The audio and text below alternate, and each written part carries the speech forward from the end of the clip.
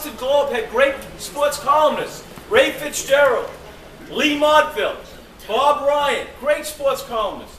But when I came to Long Island and I read Newsday every day, I discovered Joe Gergen and Steve Jacobson, and they were just as good as the Boston sports writer, if not better.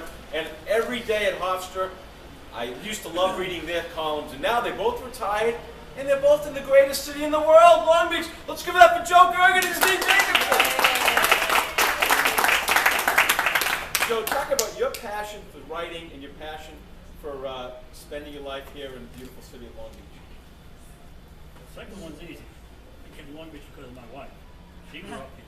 And for the first thing, I'd say Boston was part of it too. I went to school in Boston, and I was with the same people we did. Ray Fitzgerald in particular, love that guy. He's great. And Lee Montville, a lot younger than Ray, but he left the business too soon. Or too, at the right time for him. I started, when I was a kid, I was intrigued by sports and started writing in high school and just went on and figured this was the better way to make a living. And I still think that. Now, Steve, you're on the other spectrum. You grew up in Long Beach and you never left. Talk about your love of Long Beach and your passion for sports writing. Long Beach is in my blood. My father's family was in Long Beach before World War I, which puts me back a long way. My brother was in the second graduating class from the fraternity ward in Long Beach Hospital. Both of my kids were born in Long Beach Hospital and went to Long Beach schools.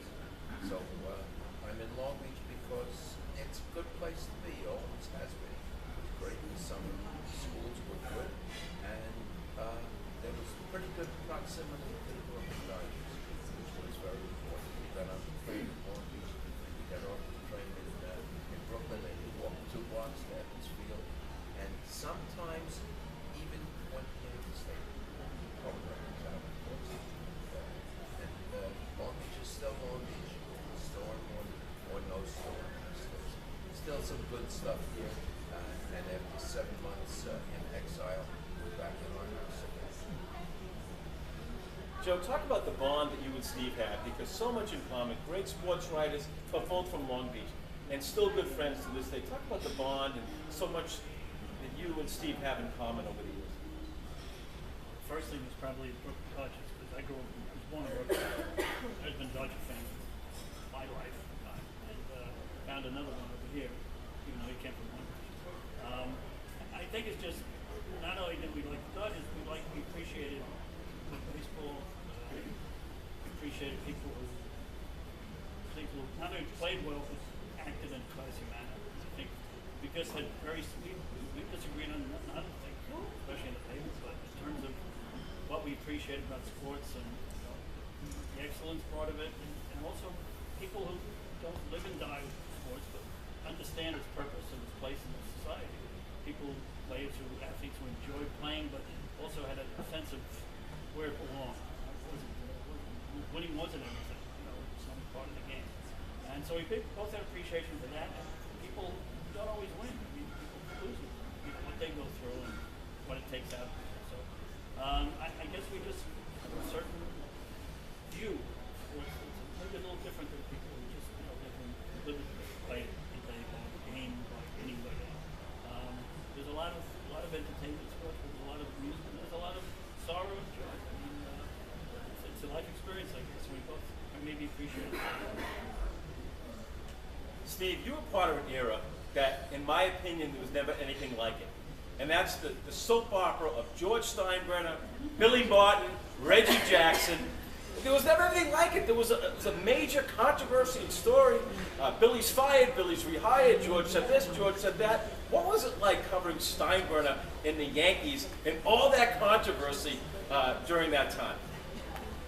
I have to say that looking back, it's better to be looking back on it. There was hostility all around. You're interviewing somebody, you're always looking over your shoulder to see if somebody else had something inflammatory going on over there that we had to rush to, or somebody was making a telephone call to Steinbrenner. And worst of all was dealing with Billy Martin. And unfortunately, as often as wrote that he was a snake, the public loved him. It was a case of the psychiatrist, a case of everybody hating the boss and felt that they were the working man who was oppressed like Billy Martin. He wasn't oppressed, except George Silo oppressed everyone. All right. Final question for each. In your long, legendary career, Joe, if you had to pick one event, what event was at the top of Joe Gergen's list to cover? It wasn't A-Rod. I would probably say the Olympics in 1980 Classic, because it was, it was 2 weeks, it was just the one thing. But the way that thing built into such a great story, the national story, was kind of remarkable, and it was a lot of fun. Okay, Steve Jacobson, final story, the greatest event, most memorable event you ever covered. There's been a whole lot of them, and the Los Angeles Department Classic were marvelous. In my mind, the single event that turned everything upside down and related to Joe and I working together, which was really a pleasure, was when the Mets snatched the sixth game of the World Series from the jaws of defeat. You has to bring that up. I'm a Red Sox fan. Everything that we had planned going into this moment suddenly turned around 180 degrees. And we were able to jump in that direction very quickly because there wasn't much time to talk. And I will never forget those moments. Trying to put together something coherent out of something that wasn't coherent at all. All right, great job. And let's give it up for Joe Gergen and Steve Jacobson. And I'm going to tell you, they will be featured on our August 4th show. We're going to pay tribute. Sensational Senior, and another sensational senior will be featured on that show. He's the finest photographer here in Long Beach, and his beautiful photography is featured now. Let's give it up for Bob Shanley. Steve and Joe and Bob Shanley, along with some legends in Long Beach. Bob Carroll, Roberta Fiore, and many others, Bobby Blues, are going to be here, sensational seniors, on August 4th. But now, without any further ado, we have, you know what, if you look around our staff, there's Rocco, there's all the guys, Chris Campbell, we got Scott Martin, Evan.